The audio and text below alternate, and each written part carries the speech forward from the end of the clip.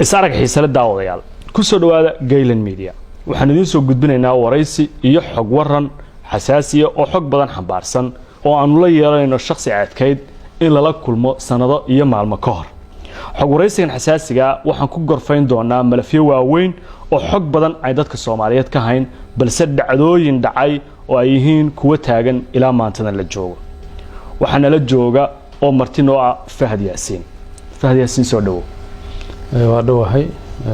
waan ku faraxsanahay inaan maanta la joogo dadka Soomaaliyeed siyaabo kala duwan marka looga hadlayo waa kuma Fahad Yaasiin hadda meel aan ka bilaabo ma aqaan waa horta waa kan kula jooga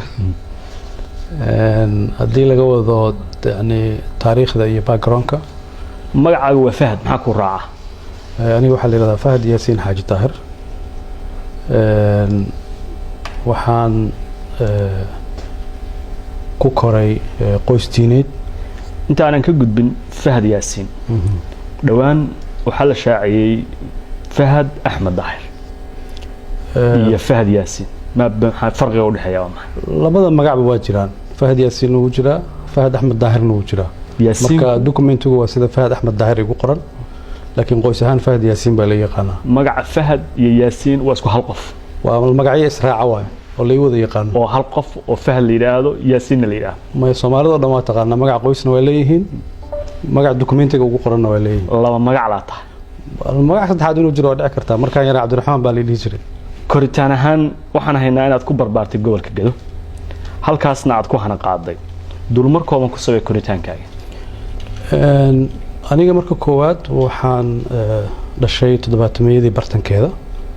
ama aakhirkeeda u dhow waxaan ku koray qoys diineed waxaan ahay hooyo koris ayada ay barbaarisay ayada ay korisay wayna nooshahay ilaahay cimrigeeda iyo caafimaadka uu hawsiyeeda iyo labadaba yani waxaad ku kortay agoon kuma korin laakiin waxaan ku koray hooyadaba ay korisay marka way jiraan ilmo hooyo korisay iyo ilmo aabba koriyay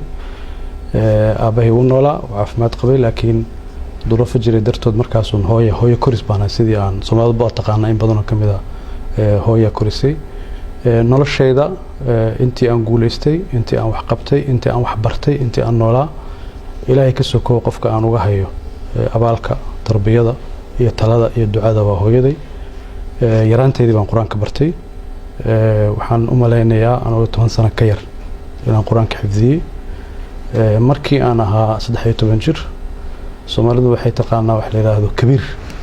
kabiir baan dugsi quraan ka noqday kabiirnimadaas waxay keentay inaan markii dambe u gudbo inaan macallin quraan noqdo intii aan 16-15 jirayna macallin dugsi quraan baan noqday cimrigayga ugu yaraan 9 sano 11 sano ku dhow waxaan ku mashquulsanaa oo ka shaqeeyay macallin dugsi quraan oo aan dad waaweyn quraan baray dadka hore waxaa la dhihi jiray dugsi hebel buu kiciyo laakiin marka baadiyaha la joogo magaalada marka la joogo dad quraan la baraa waa la dhameeyaa dana kuwa kale la baraa yani Fahad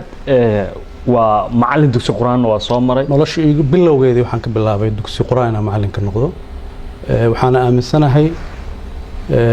in noloshaydu inay guuleysato ay laba shay asaas u tahay waalidkay oo hooyaday kow ka tahay iyo noloshaydu inay quraan ka soo bilaabatay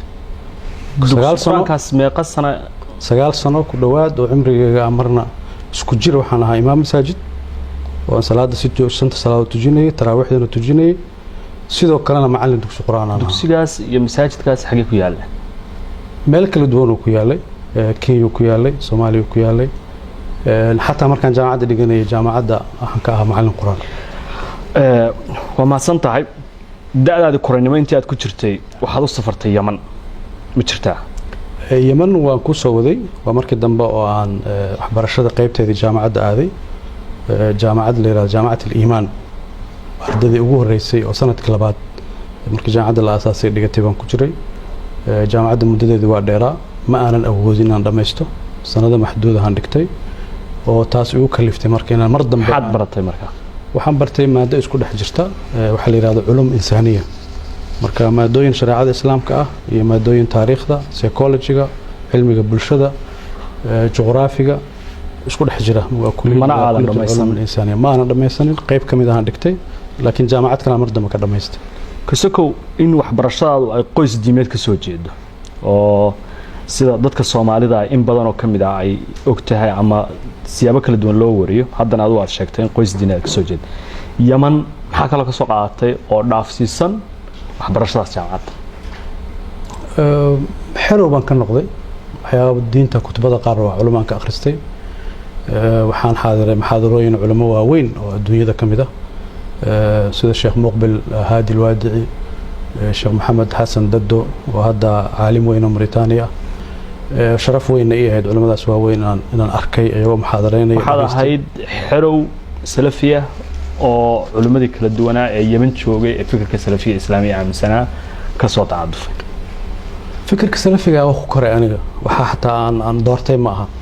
markaan aqliyeystay hooyaday way xijaabneed Fahad waa wariye inta aanan dhowr su'aalood oo kale aan u gudbin Fahad ma leeyahay xirfad kale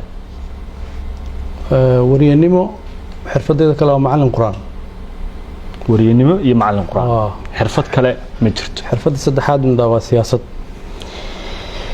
hayaanka wariyanimada isaga goorma soo bilowday waxaan ku galay waxaan la yiraahdo afka carabiga lagu dhaho hiwaaya dookh inaan jeceshahay 1996 95 aakhirkiisii baan bilaabay artikalo qoraalo yar yar inaan qoro 2000 markii la soo gaarayna waxaan bilaabay inaan Somali Talk website la yiraahdo aan ka mid noqdo dadka wax ku qori jiray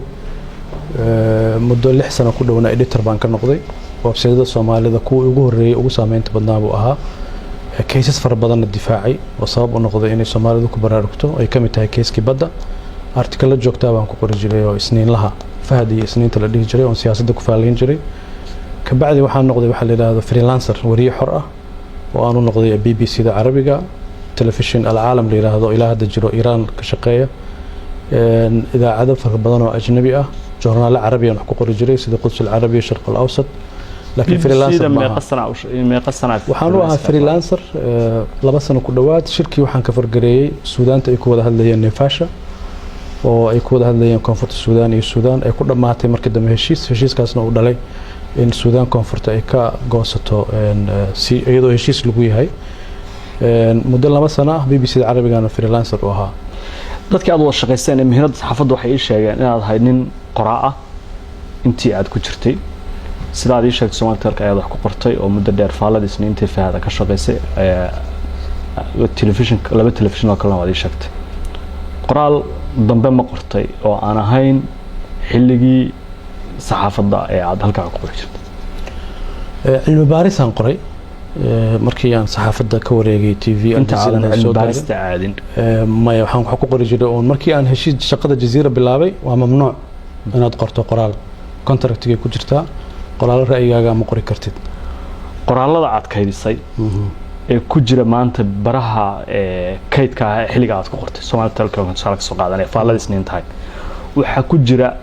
maqaalo siyaasadeed oo ka hadlayay xilligaas marxalada taagnaa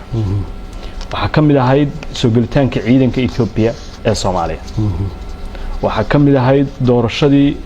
dawladda ku meel gaarka ahayd ee Kenya lagu soo dhisay oo aad ahayd wariyaashii tabinay qoraaladaas maanta marka aad aragtid adoo siyaasadda soo galay meel mustawa ka soo gaaray dadka Soomaaliyeed loogu hadalhay ma yahay kamid noqday qoraalada marka dib u akhriyay waxa dareentaa waxa kale oo aan marka kugu siraadinayaa oo ku siraacinayaa qoraalada kuwa Ethiopia ku saabsan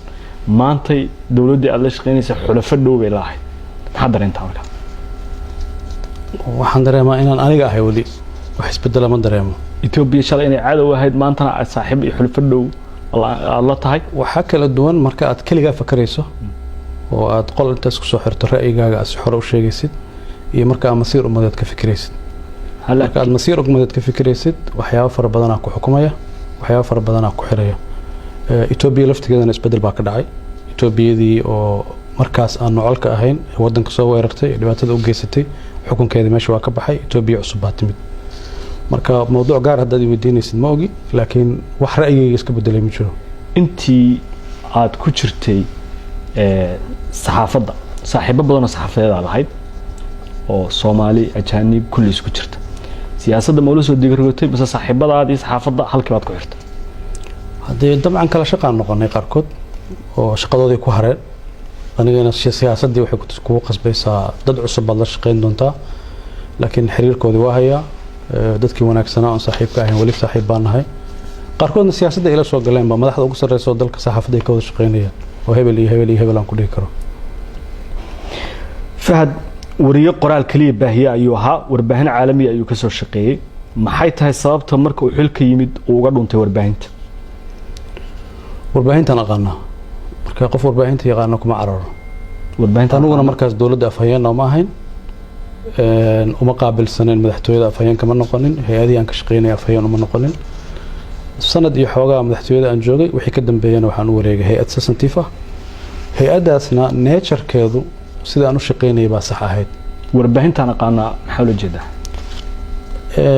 warbaahinta aqoonta qofka u leh kuma degdego waa wax ummadda nacfigeedana qayb ka ah dhibaatana mararka qaar gaarsiin karta marka neejarkii hay-adihii aan ka shaqeeyey weli waqtiga ugu badnaa hay-adaha amniga aan ka shaqeeyey taas waxaan weli aaminsanahay qof kasta oo sirdoonka qaranka madax ka noqda inuu iska ilaaliyo warbaahinta is aruuriyo si xogtiisa iyo waxa uu ka shaqeynaya u asturaadaan adduunyadana saasay u badan iska ilaaliyo ma waxa loo jeedaa inuu la dagaalamo wallaahi haddii arikoorka hay-adda nabad sugidda intaan joogay baarto wariyaasha lamaanan dagaalamin waa soo dhaweynay saaxiib baan laakiin xogta inaad ka xadideen ama laamaha amniga guud ee dowladda ha ahaato weliba aragtida adiga ay kaa imaanaysa ayaa in badan la sheega oo aan ogaanay dad kala duwan oo xog raadiyay warbaahinta marar badan ka cabatay xogta helitaankeedii adigoo la rabay inaad wariyo tahay soo dhaweysatid saaxiib dhow ay kula noqdaan wariyaashu maadaama aad tiimka ka mid ahayd sidaad horey ugu sheegtay سيد أركتها إذا ناس والله كفتن واحد جرا عن شيء مركي أنا ورباهين تجوجي وحان مقلة وحان أقول لبسني مركي عن سردون مقلة أكعر الجري مركي أنا سردون كسوء هذينا صحافة دوا كعرني وارون هذا الكاس لكن لبعض الناتشر والشقة كل دون وريهون وربور هذه سردون كنا سربو قرية مركي الشقة هذا واحد توحي سرين عن قريبة لكن هذي رمايني ورهلان دي وزارة الفافنتا جرتا وزارة الأعلام دبلجة جرتا هي هذا كل شغل يورك قدون تام بجرا لكن ضد إن عدو عرفتي مسكحة إن حكت الدولة القوابو أو 40 تلاقي العاليو ولا فاف الريابو إلى هركة إذا أنت سكتوكتا ما يا وحال سكو قصيا إن أنا ورباهين تسكت جابي شقدي عندك وهي درتت هي الدولة دوني ورباهين تسكت جابي سي والله بدو ضد كل دون ما قسم أيضا ولا ورئيس ما بحس ورئيس وقاعد جري لكن ورئيس أم بحيو مرة إذا عد ورئيس سيوا أمرين يعني هالمرة عيد ما حسوس سيدا نو كلام تشوغنو لكن ورئيس تي في وما أني قال لي ورئيسنا يكنا أوريه الجزيرة انت سنة كشقيمس قيبتا ورا كاميرا كلا عليه اسكودر الجزيرة لأن ونتورك والها الجزيرة شبكة النت شبكة الجزيرة وحاء الشقي تقريبا 12 سنة وحرير waxaan ka soo bilaabay wariye waxaan ka soo bilaabay inaan noqdo madaxa xafiiska Aljazeera ee Soomaaliya haddana waxaan noqday madaxa xafiiska Aljazeera ee Geeska Afrika 7 sano ka bacdi ama 6 sano bar ka bacdi waxaan u wareegay qayb kale oo Aljazeera kamid ah oo markas Aljazeera lidaraasad oo qaybta cilmi baarista ah oo markii u horeysay la sameeyay in Afrika gaaraan bariga Afrika aan aniga wakiil uga ahaa cilmi baaris xoog leh baan sameyn jirnay qaarna aniga aan qori jiray qaarna aan dad u xilsaaran jiray هذا إلى آخر كاس إن هذا قفك أفريقيا لا يقاطع معك علم باريس الجزيرة من هذا ظهير كله فهذا حقوق كسبان وحلم إذا هدتك كل الجزيرة وشقينا ما يوقف الجزيرة ضلع كلية ضلع لكن أفريقيا صومالي مركز لقاها الله أفريقيا لقى سيها الله وقف كلية الجزيرة إلى مستوى صوماليا وحانها قفك يجوه الرئي أو صوماليا والجزيرة قفك يجوه الرئي والجزيرة وشقيا أنا جوها ما يبي إلا يابان مريه شقدي ذا يفعنيد وريه إلى أي علم بارو شقية في الجزيرة يعني نقطة تكذب دولة القدر آد أيوكو كل صنعت وحنا نقطة قفك أي كلا هذا الشو ملف كذا أما أرميه هذا كوة جهان صوماليا وركاسي مرنبا وقار ما كان لسه مركان وريه هم يكان لسه وريه إلا سياسة دعسوك وريه النمذج هذه مركان كوكوم سياسة دوان عادي دونا لكن وريه النمذج وحنا نقطة جيت الباب ك dowladda qadar marka ay doonayso inay ka ogaato macluumaad kala duwan xaalka Soomaaliya iyadoo ay dawladihii dhisan yihiin ama ku meel gaar ah ama dawlad joogta haate qofka lala xiriiraya inuu faham noqdo saameyntaas sidee fahad ku keen ani ma aqaan xogtaas meesha ka heshay dawladda qatar aniga waxaan kala shaqeynayay aljazeera ee dawladda qatar iska leh ayaga maalgelisa hadda ka hor baan diblomaasi weydiiyey waxaan ku iri inta wariye CNN u shaqeeyo masaafada u jiro dawladda Mareykanka baan u jiray dawladda qatar marka cidaan u shaqeynay aljazeera ahayd not dawladda qatar aljazeera dawladda qatar iska leh hadii CNN ba Mareykan ba iska leh marka qofka CNN u shaqeeyo dawladda Mareykanka u shaqeeya waxaan ma jiro xiriir fahad iyo dawladda qatar intii wariyaha ahaa ka dhaxeeyay oo ay u soo martay arrimaha Soomaaliya iyadoo aan dawladda Soomaaliya soo marin isaga soo wakiil hal qof oo mas'uul ah dawladda qatar ka tirsan ilaa dawladda Soomaaliyeed aan mas'uul ka noqday lama kulmin waliga lama kulmin waxa la kulmay waxay ahayd aljazeera iyo cidda madaxda ah xuduud kale oo ma gudbeen waxaan u maleynay ayaga laftigoodana wariye oo ma baahnaynba way haysteen mechanism kale wax ku raadsadaan fulayxantis ma mooga Fahad Yaasiin yaraantaadii ma ka mid noqotay dadkii ku tababartay macskaraadka iyo xeriyihii military ee ay kooxaha islaamiyiinta Soomaaliya lahaayeen tababar nooca military ma kooda ma waliga ma galin macskar xerowga marka ahayd xilliyadii 90aadkii oo Soomaaliya saxawaadku aad u soo kobceen ay doonayeen xukunka Soomaaliya in loo bedelo islaami inaad ka mid noqotay ma jirto qaybta aad weydiinayso waa mucaskar iyo tababar waliga ka mid noqonay xero military ma galin xero tababarna ma galin waligeena ka dagaal ma galin markii wariyaha aad noqotay ama qoraal ha ahaato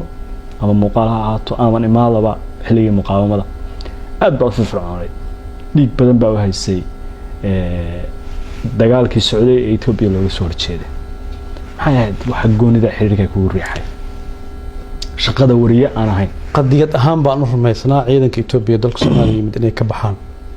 sida darteed xamaasad dadka ka badan baan u hayay marka wariynimadayda waxa shaqadeeda kamid ah inaan dalkayga ku difaaco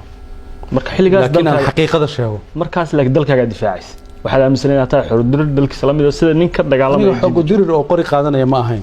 laakiin wariynimadayda waxaan ugu adeegayay ummadda Soomaaliyeed ciidanka ajnabiga ee u yimid inay ka baxaan waana u taagnaa wayna dhamaatay markii aad wariyaha noqotay xiriirka kooxaha islaamiyiinta aad la siyaaratay ilaa heerkee gaaray hada su'aasha sida u dhigaysa ma aqaano wariye waa inuu xiriir la yeeshaa cid kastoo niyo samayso si gaara kooxaha islaamiyiinta ee Soomaaliya salafiga ee dagaalamay ee aaminsanaa ma inta aniga wariyaha salafiyadu awood military ma lahayn marka aan wariyaha noqdo caalamiga noqday oo wariyaha aljazeera aan gaaray salafiyadu awood ma lahayn hada maxkamada u jeedo ma ogi xilligii ay Soomaaliya al-Ittixaad al-Islaami ka hirgashay ee ay xoog lahayd ee ay gada meel kamid ah maamulisay ee ay qow iyo boosax saldhig military ku lahayd ma ka mid noqotay al-Ittixaad al-Islaami su'aasha xoogaa sida u dhigaysa khalad yar baa ku jira xilligii ay isfaafinayeen ka mid noqotay mucaskaraadkaasi waxaas ma gashay mise Ittixaad ma ka mid noqotay laba su'aalood bay kala tahay marka taa weydiinaysa Ittixaad ma ka mid su'aasha hore mucaskaraadka waad ka soo gudubnay waxaan ku weydiiyay ma ka mid noqotay al-Ittixaad al-Islaami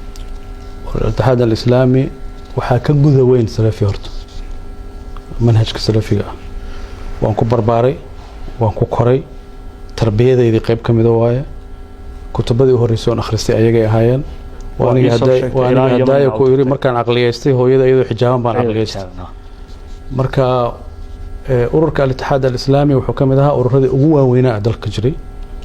jiilkii dhalinyarada ahaa markaas soo kacday badankoodu waxay ku biireen ururada islaamiga ah ama xarbi u noqdeen aniga waxaan kamid ahaa dhalinyaradii ku qanacday manhajka salafiga ah ku qanacday ururka al-Ittixaad al-Islaami xubin ka noqday darajooyin sarsare waliba ka gaaray waana ku faanaa ilaa xagee gaartay darajahan marka laga hadlayo al-Ittixaad al-Islaami nidaamkooda sidoo u dhisan yahay waa very complicated hadda ma ka gaaro inaan sharxo laakiin waxaan gaaray inaan noqdo waxa la yiraahdo ra'iis iqliim gobol inaan madax ka noqdo gobolkee ah gobolka madax ka noqdo ma raba hadda inaan sheego الاتحاد الإسلامي ويبربرين هو كانوا يدقين waxayna noqdeen urur silmi ah oo si siyaasadda iyo iqtisaad dhaqaalaha iyo waxbarashada siyaabo kala duwan maamula waxyaabaha ugu weyn maamulana dhaqaalaha ayaa kamid ah siyaasadana saameyn ku leeyahay ma jirtaa marka kadib al-Ittixaad al-Islaami ka wareegan magaca al-Ictisaam بالكتاب والسنة أي عادين كم من نقطة حركة ضد حركات ضد لقى من نقولين حبين أهان يعني نيو البقى اتحاد حبين كان نقضي لكن كل شو واحد له قول فلون هذا لا ما يعني waxaan u jeedaa qof kasta oo اتحاد xubin ka aha markii magac la bedelay magacaas uu guuri marka aan ictisaam kuma biirin ee ururkiiba guurayba wuxuuna ka yimid urur tajamuc la yiraahdo oo waqooyiga Soomaaliya ka jiray iyo al-Ittixaad al-Islaami ba isku biiray labadoodii markay isku biireen ba waxa ka dhashay magac cusub oo al-ictisaam la dhaho markaas ka bacay dad badan baa ka baxay oo urur rag kala furmay kooxo kala soo biiray ay ka mid yihiin kooxaha maanta saxawaadka jooga Soomaaliya iyo Islaamiinta markaas aduu meel dhex istaagtay labada dhinacna kuma dhinacyada kala duwan dhinacna kuma biirin ma ay fahmin waxaan ku yiri aniga اتحاد baan ku biiray اتحاد iyo tajamuc baa isu yimid ictisaam bay la baxeen su'aasha waxa weeye ictisaam ma kamid tahay maanta mise kamid hada su'aasha ma furnaba ururkii aan ka tirsanaa waa ictisaam noqday marka ma waad ku jirtaa hada ma ku jirtaa iyo kuma jirtaa uma baahnid Fahad هوايتي waa maxay هوايتي waa akhris أنا wax akhriyo أنا wax barto mar walbana serious ahaado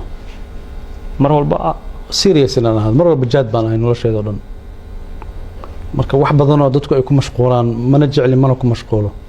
heesaa ma dhageysta ma dhageysto بنوني منع عيارن ولقي الله ولقي بنون ما تهاو ولقي مع عيارن ما أدي جد أنا مرة يلقط كرفت ما قرنا لكن بنون أملا بسنين مداونن ولقي مداونن شلامنا ولقي مقلين مركز ربطه أنا تاني سيستد أو نستد أنتي سياسة دات كشرتي حكون نستطاع وحما أخريا أما بوك ما أخريا أما أرتكلان أخريا وحما أخريا وأنا أرجع لهم كل راح يستوى أخرس بوكت على أخريد kuwa ka hadlaya hogaaminta siyaasadda yak soo dhigata waxyaabaha ugu badan oo akhriyo ani waa taariikhda marka waliba taariikhda islaamka aan ugu jeclahay siirada nabiga kaleey salaatu wasalaam taariikhda islaamka ku soo xigtay dawladda al-Abbasiya dawladda al-Uthmaniya dawladda al-Umayya tarbiyada ugu wanaagsan oo siyaasad laga dheehan karan waxaan u haystaa inay tahay taariikhda islaamka Fahad aad buu soo qariyay 10 sano ee la soo dhaafay marar dhif iyo naadir oo sawirro laga helo mooyaan aad ay u adag tahay in la ogaado ama ay adkaatay sawiradiisa oo fasaaxa iyo muuqaaladiisa iyo wareysidiisa in la arko maxaa ku dooraday inaad qaris inaan banaanka u soo baxo muhiimad ay leedahay ma garanayn hadayna waan ku sheegay hay'adda sirdoonka u shaqeynayay wali waan aaminsanahay qofka haduu sirdoon yahay inuu is aruuriyo inta aan sirdoon ka noqon ka hor ayaad go'aamisay inaad dhammaan isqarisid Soomaa maya hadii ani dawladdu waxaan u shaqeynayay 5 sanaba ka hor dawladdu ma shaqeynin ka hor laakiin markaaga hore sawirada iyo macluumaadkaaga way koobnaayeen Soomaa 10 sano ay ugu dambeeyay soo aniga wariyaha ahaayo 4 saac jaziira ka hadli jiray oo 4 saac wareysi qaadi jiray oo mar walba TV-ga live soo gali jiray markaas ay isku qariyay baraha bulshada ma isticmaashaa socialka waligay ma furanin waliba fursad fiican aan uga faa'iideysan karo account Twitter oo aniga aan leeyahay ma jiro account social media oo dhan Facebook aan leeyahay ma jiro waligayna ma furanin wax kasta oo social media oo magacayga ku qoran oo munaasabad fiican aan uga faa'iideysan karo aniga mali waligayna ma furanin ku tala jirtaa haddana furat ilaa hadda fikirkaygu wuxuu ii sheegayaa inaan furanin waxaan aaminsanahay qofka maskaxdiisa inuu asaga maamusho maskaxdaadu hadii dadka kula maamushaan waa khatar weyn sadartay social media dadka waliba waxaan dhahaa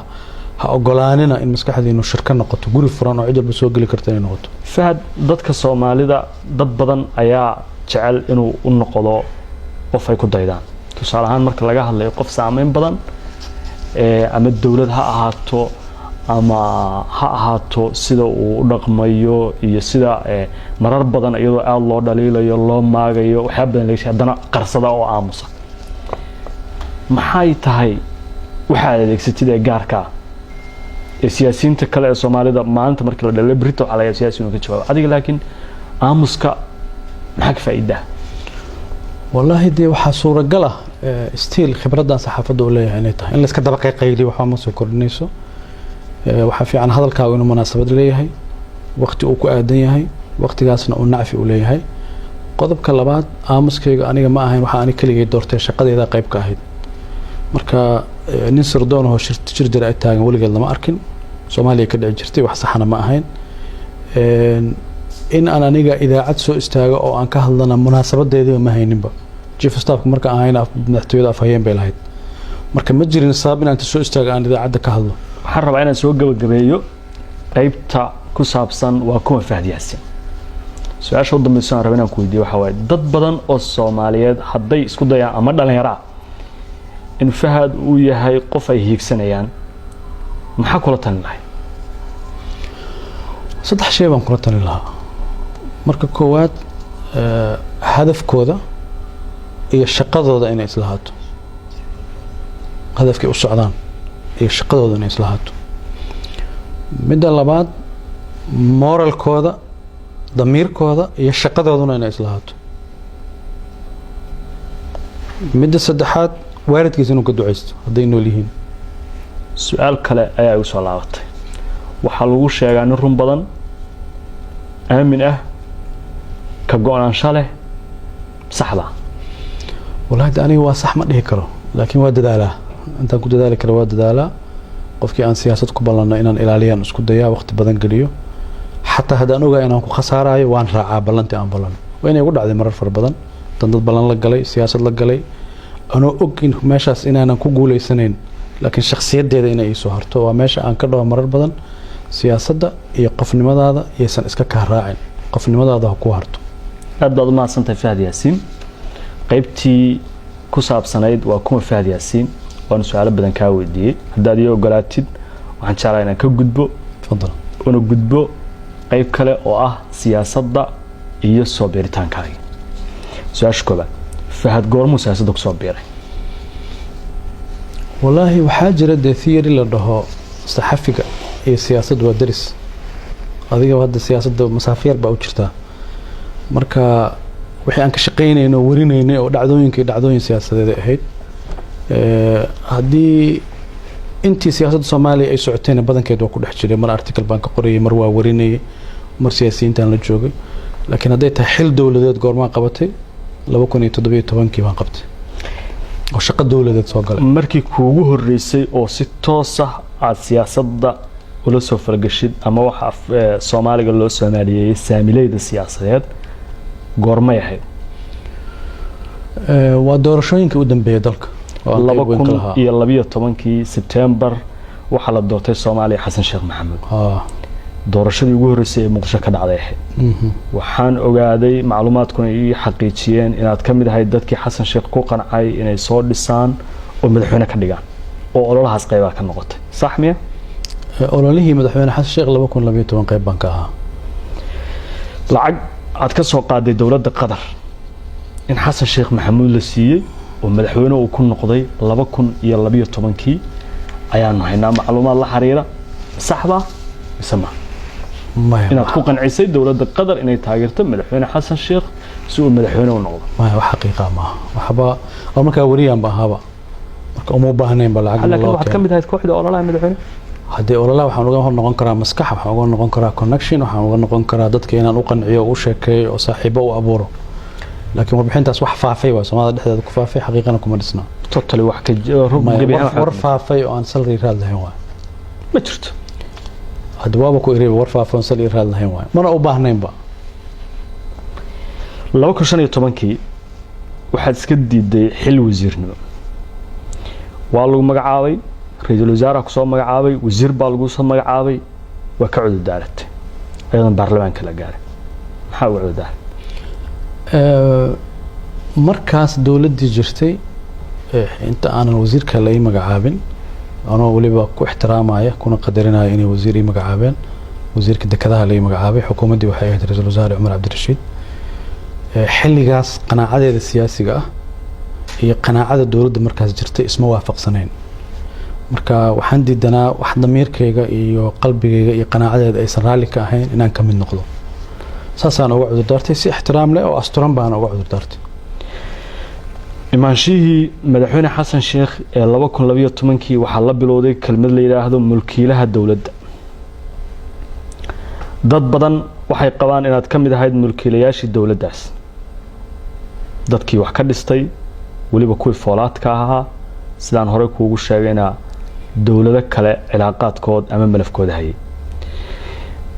waliba xilligaas mas'uuliyadaadu ay dawladdaas qadar dhankeeda ka timid iyo saameynteeda taas ma sax baa mise waa qalad والله ده أنا واحد كم ده دنياردي الصوماليات مدحونا حسن الشيخ لما كنا لبيتهم قرب استاجي هو جان كيس أقبل سنة إنه ضلك هو جامي كشقيني دور كأن كلها نواك قتي لكن إن عاد مرضى مسقوتين يا شرتي وزير نودا السياسات كنت جدي سان حكت كوهايو منو شيء كرتها هل يلا بق وحيابها قناع على أنت كوغن عموي دي مركز دم بين الدولة دي كم نقطة مركز هون دت كي لسه إنها كم نقطة والله هذا ما دام أي تهم مرحلة لصار ضعفي سنة بدان أي كسو وريجين إن الهوس وجود الدجا مرة لكن سكون بنكو إرهداي قناعة السياسي جاهد يضمير كيجا يحبكي دولة لماذا مركز لو ما ملاعي باك استكلا دونا سدرتد وحنكو سمي انسحاب وانكر حبه مدحوين فرماجو انت اوصل مدحوين هنقون حلقة حسن الشيخ حكومة دا ساد وزير كديدي inaad ra'iisul wasaare la raadisay oo la u gashay in la magacaabo ay suura gali weyday sida kadibna aad xukuumadda uga baxday taas ayaan haynaa xad ka leedahay way markaas waxay ahayd turkii koo madaxweyne xasan sheekh la doortay dadkii madaxweynaha u dhawaa qof buu ra'yi qabay oo talada ra'iisul wasaare madaxweynaha la siinayay qofba wuxuu qabay hebel ra'iisul wasaaraha ku haboon hebel baa ku haboon waa sax waa kamid ahaa dadkii أنا كلمة هين دور قفبان هين قبي إن مركز رئيس الوزراء هو ربوها محمد عبد الله فرماجو إنه نقدر رئيس الوزراء الصب بحيث هنا كم مقنعين حق من أولى إنه صن مقنعين لكن كبعد ولا شيء شقي هل كم صب بالعمل كلا تجين السياسية ولا غيا بقى يكبل لعبتي وحلا ده نبيع رمضو إني يكبل لعبتي ولا غيا بقى لكن كبعد ولا شقين وكحال لا أنت أسمعنا ولا شقين هذا كون عصن إن فرماج أنا رأيي يوم بالله قوان كسر أسكلها فرماجو مركز وضوء ولا ليس حقيقة صب الوضع السياسة هاي نسبة رشدين مدحوين محمد عبد الله فرماجو ضدان صاحب النهاي بهورت إسكاي بري مركي رئيس الوزراء أهانا ورئيس من مركز قاضي لكن ما نشكي سنين أو ضد شخصيا وشكي استمعنا هين كبعد رجع صاحب النهاي بإسكاي بري markaasaan sheekaysanay markaan sheekaysanayna afkaartiisa siyaasiga ah baan ku qancay oo aan dareemay aniga qanaacadkayga iyo afkaartiisa siyaasiga inay iswaafaqsan yihiin dawladdiisii mulkiilaha dawladda mar kale soo laabatay markan haddii Fahad 2012 door xoogan uusan lahayn 2017 Fahad soo laabtay farmaajana madaxweyne noqday oo uu ololeeyay 2012 wuxuu noqday mulkiilaha dawladda madaxweynayaal hore iyo siyaasiyiin badan iyo shacab Soomaaliyeed iyo warbaahin badan erayga mulkiilaha dawladda aad loogu wareegay ninka maskaxda dawladda oo ah warkiisa ku kala socoto waxa uu isagu yiraahdo kaliya ay shaqeeyaan aragtaas saad u aragtaa bishaaro waxaan kuugu bishaaraynayaa application-ka Baysi waxa uu ka caawinayaa inaad ehelkaaga lacag u dirto adigoo jooga gurigaaga iyo goobtaada shaqada loo diraha lacagtu waxay ugu dhacaysaa telefoonkiisa gacanta Baysi waxaad ka heli kartaa App Store-ka iyo Play Store-ka fiiri walaalow laba arrimood waaye mowduucaas wax badan baan dad uga sheekay laakiin maanta ugu horeysa amarina public aan uga sheekeyn doono horta erayga mulkiilaha eray asluubaysan ma aha dawladda in la dhaho qof ba mulkiila ah eray يعني قرن لماذا يجريتان كأمضة يباحد دلك وليه إن قفل الله شيء وحاجة ما هبونا وإري أرنتي كحوم هذا المسؤولين ووين استعمالين أو إري يعني أنكوس فين كرواي كم هبونا إن دلك يقدرك الدهيل بملكيلا لكن هو عذر سياسة دلك مددر سو هاي أو إنستوشنالي إن لقفيه دولدي لقفيه أو لده هبل وأنا نظامك حزبي أها حزبية سياسة أون هنا قادين بقيبك إن مركب وحلا شخصية ذا تاسوا ومد الله بعد وحواية محمد حوين محمد عبد الله فرماج ودوات تدعي ودين سدي خالد ما هنا ودوات وجميع كسقف بصاحب لا نبي محمد عليه الصلاة والسلام أبو بكر بعدتك ودوا أبو بكر عمر بن الخطاب بعدتك ودوا مركب every leader هو جميع كستو دوني ذي ماذا قف صاحب لا أواجره أنا شرفه إيه تام الحين محمد عبد الله فرماج إنه صاحب يقدر كتير ضدك أوده ويقدر كتير صاحب تنيل مركز لقيته حولها الدولة الصومالية إلا من بلو إلا من دمات والسياسي كائنات جوانك قدام بيا لهاي جوانك قدام بيا مرنا وما يلين كريم لكن وحن جوجي institutionada lagu kariyo go'aanka marna jiif waxaan ahaa madaxa xafiiska madaxweynaha agaasimaha guud ee madaxtooyada shaqadiisa waa taqaana madaxweynaha qofka ugu dhawaa marna waxaan ahaa agaasimaha nabad sugidda ee sirdoonka qaranka waa qofka madaxweynaha shaqo ahaan ugu dhow oo amniga dalka iyo mustaqbalka dalka jaangoyntiisa tala kale marka Fahad Yaasiin inuu madaxweyne maxamed cabdullaahi farmaajo talada iyo siyaasadda processka lagu karinaya qayb ka noqdo xilkayga keenay anu qof ahaantayda ma keenin mulkiila ma ahayn dawladii madaxweyne maxamed cabdullaahi farmaajo shaqaalan u ahaa dawladda aniga waana uga mahadcelinaa madaxweyne maxamed cabdullaahi farmaajo inuu siiyay laba fursadood oo wadanka ugu shaqeeyo laakiin awood badan leh haddii awoodda meesha ka raadinaysa ma aqaan ama dadku ka raadinaya waxaan ku iri madaxweynuhu marka uu go'aan gaarayo institutionna dhariya lagu soo kariyaa go'aanka sirdoonku waa kuwa ugu muhiimsan adduunka oo dhan dhariyada marka la soo kariyo dhariyada mid kamid ah madax ka ahaa darteed madaxweynaha marka anaga u geynayna talo waxaan u geynaa wuxuu kala doorto tan iyo tan baa jirta tan baa tii adiga munaasab kula qaado laakiin intaas oo option ah jiraan warbixintaana jirta marka koofiyadii uu asagu ii geliyay ee ahayd shaqadu isiiyay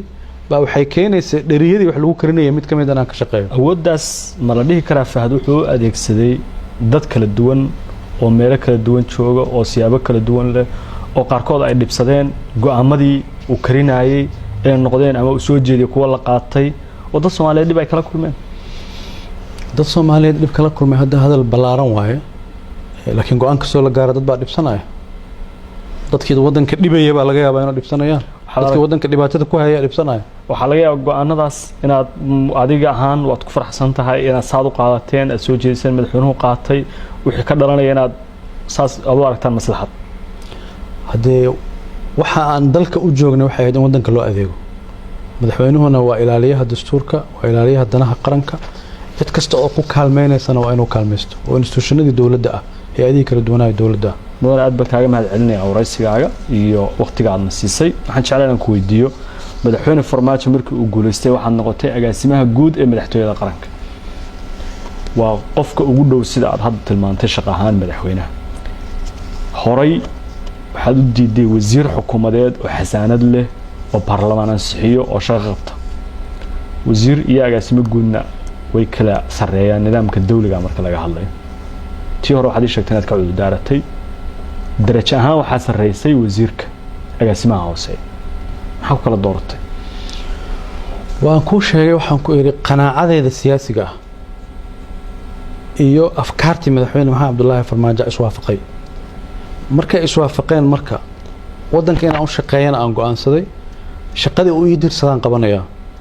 shaqadaas oo ii dirsaday agaasimaha guud ee madaxtooyada uu noqdo ana ku qanacday waraal iyo nus baan ku ahaa waana ku faraxsanaa madaxweynahana waan uga mahadceliyaa mar walba waxaan rabaa inaan u gudbo intii xukunka aad joogteen nabad iyo nolol Fahadna uu ahaa agaasimaha guud ee madaxtooyada ama taliyaha hay'adda nabad sugidda iyo sirdoonka qaranka ama agaasimo ku-xigeenka hay'adda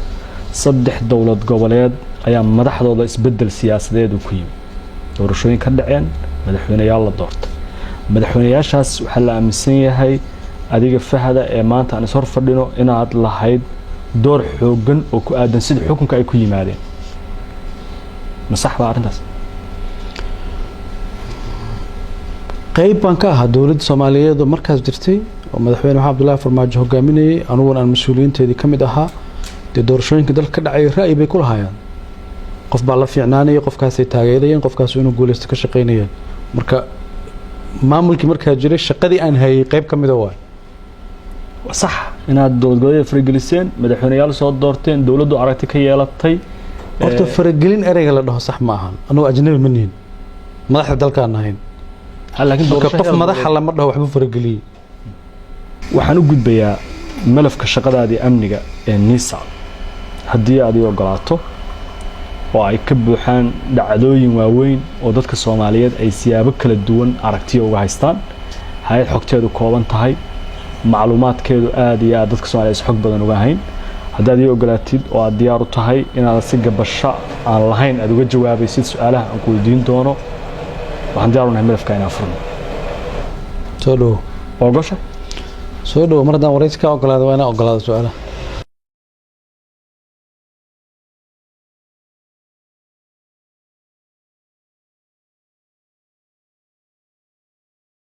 ma jeceshahay inaad barato qur-aanka kariimka ah iyo culumta shareecada ugu kaalay markaska